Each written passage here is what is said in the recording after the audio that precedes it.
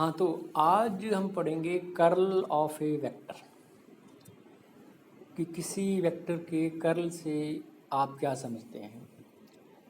असल में किसी वेक्टर के अंदर यदि घुमाव हो तो उसमें कर्ल की वैल्यू आएगी। यदि किसी वेक्टर के अंदर घुमाव नहीं है तो उस वेक्टर के अंदर कर्ल की वैल्यू नहीं आएगी।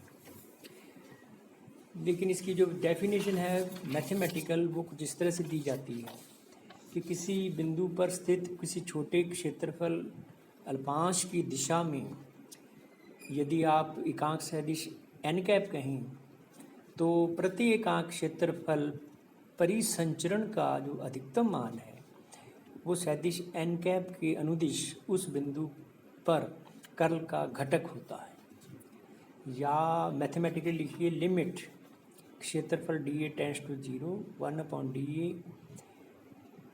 ये है लाइन इंटीग्रल इन ए क्लोज लूप ए डॉट डी एल। ये जो क्लोज लूप है ये इस क्षेत्रफल की बाउंड्री पर है, तो ये बराबर है कर्ल ऑफ ए के डॉट एन कैप, यानी इसका एन कैप की दिशा में कंपोनेंट। यहाँ पर एन कैप जो है वो इस क्षेत्रफल के लंबवत इकाई सदिश है। अब देखिए कि कर्ल का मान कार्टेशियन कोऑर्डिनेट्स में कैसे निकालेंगे। उसके लिए मान लीजिए let A is equal to A X I plus A Y J plus A Z के ये कोई वेक्टर है। अब इस वेक्टर का जो कर्ल है वो हमें मापना है या जानना है, तो उसके लिए हम एक्स वाई प्लेन लीजिए। इस एक्स वाई प्लेन के अंदर छोटा क्षेत्रफल ले लीजिए जो कि डी एक्स एक्स साइड में है और डी वाई वाई साइड में बहुत छोटा है। जेड दिशा जो है वो इस क्षेत्रफल के बाहर है और ओ के लंबवत होगी बाहर की ओर। ओ पॉइंट पर एक्स अक्ष की दिशा में कंपोनेंट ए एक्स है और वाई अक्ष की दिशा में कंपोनेंट जो है वो ए वाई है। हमें इस क्षेत्रफल की बाउंड्री पर वेक्टर का लाइन इंटीग्रल लेना है, तो उसके लिए हमें बाउंड्री पर इस वेक्टर के कंपोनेंट्स की वैल्यू पता होनी चाहिए। अब देखिए ओ बिंदु पर ए एक्स इधर है, वो बिंदु पर ए वाई इधर है, तो यहाँ पर जो दिशाएं हैं उन दिशाओं के अंदर वेक्टर के कंपोनेंट किस तरह से निकलेंगे। तो उसके लिए देखिए कि यदि delta A Y by delta X A Y का एक्स दिशा में परिवर्तन की दर है, तो एल एम जो दिशा है वहाँ पर जो वेक्टर की वैल्यू हो जाएगी वो होगी ये वाली A y plus delta A Y by delta x d x by two.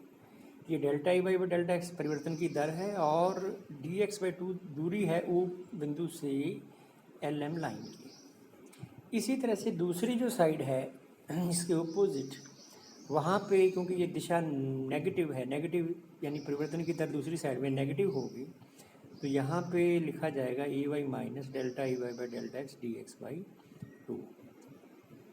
इसी तरह से यदि आप वाई दिशा की तरफ delta A x by delta y vector के कंपोनेंट के परिवर्तन की दर है, तो आप एम एन जो दिशा है वहाँ पर जो इस साइड पर वेक्टर का घटक हो जाएगा वो होगा A x plus delta A x by delta y d y by two. इसी तरह से जो दूसरी के एल दिशा है वो नेगेटिव साइड है, तो वहाँ पे वेक्टर की जो वैल्यू है वो भी लास्ट में लिखी हुई है। तो ये है वेक्टर के कंपोनेंट्स इस क्षेत्रफल की बाउंड्रीज पर। अब हम जब लाइन इंटीग्रल लेंगे ए डॉट डी एल, इन ये जो चक्कर का निशान है आप देखिए यहाँ पर कि ये जो लाइन इंटीग्रल लेंगे ए डॉट डी एल, इसमें ये जो चक्कर बना रखा है बीच में इसका मतलब होता है क्लोज लूप। तो क्लोज लूप कौन सा है? के से एल, एल से एम, एम से एन, एन से के। अब आप देखिए के से एल, तो के से जो एल जाते हैं आपकी जो गति है वो एक्स दिशा की तरफ है, तो ये डिस्टेंस है वो डी एक्स आई कैप आएगा। और यहाँ से के एल पर जो वेक्टर का कंपोनेंट है वो यहाँ लिखा जाएगा। तो इन दोनों का डॉट प्रोडक्ट जो है वो लिखा हुआ है, ये वाला, ये लिखा गया है ये वाला। इसी तरह से फिर एल से एम जो है वेक्टर का कंपोनेंट, और डी वाई को भी, मूवमेंट या जो आपकी गति है वो वाई दिशा में है, आप वाई दिशा में जा रहे हैं, डिस्प्लेसमेंट वाई दिशा में है।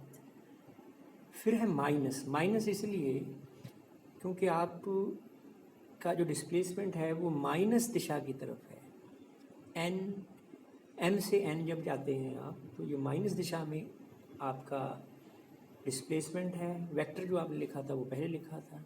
इसी तरह से जो लास्ट है ये वाली टर्म, इसमें भी जो डिस्प्लेसमेंट है वो माइनस दिशा की तरफ है, इसलिए माइनस के साथ ये आएगा।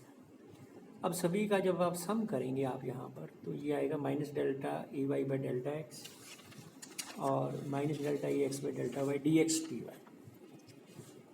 अब देखिए कर्ल ऑफ ए का जो जेड कंपोनेंट है, इसकी जो डेफिनेशन है वो यही है कि कर्ल ऑफ ए डॉट के कैप, इसको 1/dx dy से डिवाइड करिए, बहुत छोटा है ये 1/dx dy, जो यही के एल एम एन के जो पाथ है क्लोज लूप ए डॉट डी एल। तो यदि आप ये वैल्यू निकालें यहाँ से जो आपने अभी निकाली है, तो कर्ल ऑफ ए का जो जेड कंपोनेंट है वो ये आएगा। इसी तरह से आप कर्ल ऑफ ए का एक्स कंपोनेंट निकाल सकते हैं। इसमें ये जो इक्वेशन लिखी हुई है, इसमें आप x की जगह पे y, y की जगह पे z और z की जगह पे x, ये यदि आप इसमें साइक्लिक ऑर्डर में रिप्लेसमेंट करेंगे तो आपको x कंपोनेंट मिल जाएगा। इसी तरह से एक बार फिर से आप साइक्लिक ऑर्डर में रिप्लेसमेंट करें, x से y, y से z, z से x, तो आपको y दिशा में इसका कंपोनेंट जो है वो मिल जाएगा। अब आप देखिए कि कर्ल ऑफ ए, तो कर्ल ऑफ ए किसके बराबर होता है? कर्ल ऑफ ए का x component i cap, curl of A का वाई कंपोनेंट जे कैप, और इसी तरह से जेड कंपोनेंट और के कैप। यदि आप इसको यहाँ पर ये जो वैल्यूज़ हैं जो आपने निकाली हैं, पहली, दूसरी और तीसरी, वो लिखें तो वो कर्ल ऑफ ए का आई कैप, जे कैप और के कैप की दिशा में कंपोनेंट आ जाएंगे। अब कर्ल ऑफ ए का जो एक्चुअल मान होगा इसको आप इस फॉर्म में भी लिख सकते हैं। आई जे के ये डिटर्मिनेंट है, delta by delta X, delta by delta Y, delta by delta Z, A X, A Y और ए जेड। इसको लिखा जा सकता है डेल क्रॉस ई, क्योंकि डेल जो है वो ऑपरेटर है, आप जानते हैं, और वेक्टर ए जो है वो इसका क्रॉस प्रोडक्ट जैसे आप लेते हैं किसी भी वेक्टर का क्रॉस प्रोडक्ट, ये उसी तरह से है। आई जे के कंपोनेंट है, तीनों यूनिट सेट वेक्टर, और फिर ये कंपोनेंट्स है वेक्टर के। तो आपका डेल क्रॉस ए जो है वो यहाँ पर इस वेक्टर का कर्ल जो है वो कहलाता है। अब इसके आगे कर्ल की जो न्यूमेरिकल्स हैं या कर्ल की जो फिज़िकल इंटरप्रिटेशन है वो हम आपको नेक्स्ट लेक्चर में बताएंगे।